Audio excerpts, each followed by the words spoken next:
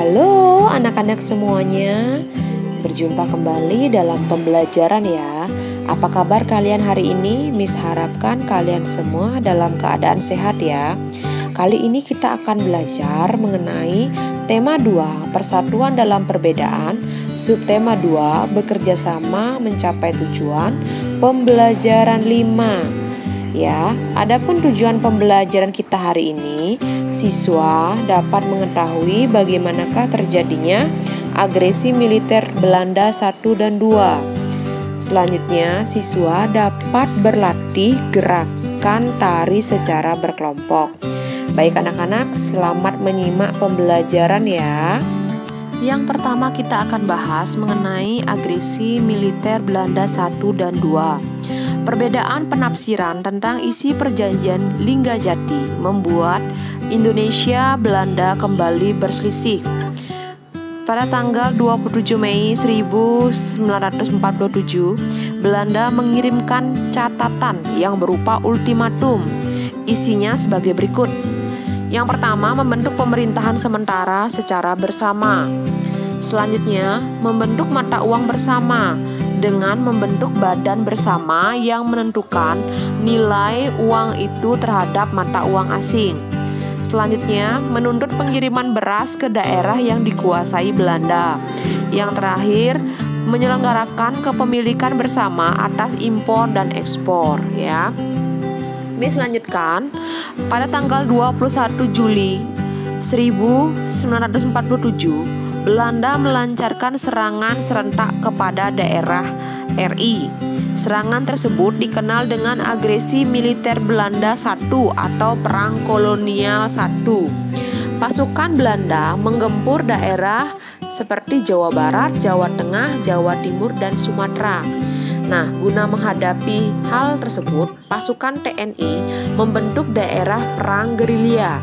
Nah, dengan taktik ini, hanya kota-kota saja yang berhasil dikuasai Belanda, sedangkan luar kota menjadi daerah gerilya pasukan Republik Indonesia. Tindakan Belanda melakukan agresi militer terhadap Indonesia menimbulkan reaksi keras dari luar negeri. India dan Australia meminta agar dibahas di Dewan Keamanan PBB. Nah, untuk selanjutnya, Dewan Keamanan PBB kemudian memerintahkan penghentian baku tembak pada tanggal 1 Agustus 1947. Selanjutnya, Miss bahas mengenai agresi militer kedua ya. Pada tanggal 19 Desember 1948, pada pukul 6, Belanda melancarkan agresi militer yang kedua. Belanda melakukan serangan darat maupun udara ke ibu kota Indonesia yang saat itu ibu kotanya di Yogyakarta. Lapangan terbang Maguwo atau Adi Sucipto dibom dan diduduki. Presiden, wakil presiden, dan beberapa pejabat tinggi negara ditawan Belanda dan dibawa ke Bangka. Dewan Keamanan PBB kembali membahas agresi militer Belanda kedua. Pada tanggal 28 Januari 1949, Dewan Keamanan PBB mengeluarkan resolusi terhadap Belanda. Resolusi itu berisi tentang perintah penghentian semua operasi militer Belanda dan aktivitas gerilya ya. Nah, anak-anak, demikian tentang agresi militer Belanda 1 dan 2. Miss lanjutkan ke berlatih gerakan tari secara berkelompok. Pada pertemuan sebelumnya kita sudah membahas mengenai pola lantai dalam sebuah tarian. Masih ingatkah kamu tentang pola lantai dalam sebuah tarian?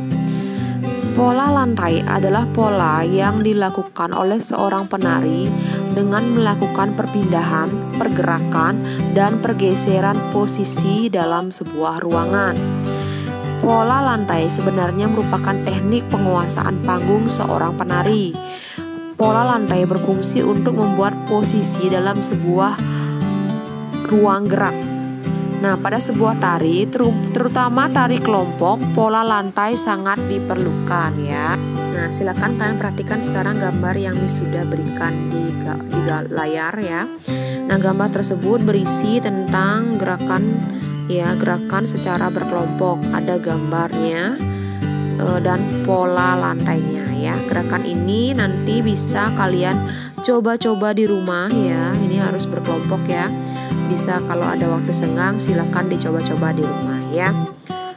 Oke anak-anak, untuk video pembelajaran kali ini Miss cukupkan sampai di sini ya. Untuk tugasnya nanti Miss berikan di WA group ya. Terima kasih anak-anak sudah menyimak video pembelajaran dari Miss ya. Selamat belajar, sampai jumpa di video pembelajaran selanjutnya. Terima kasih.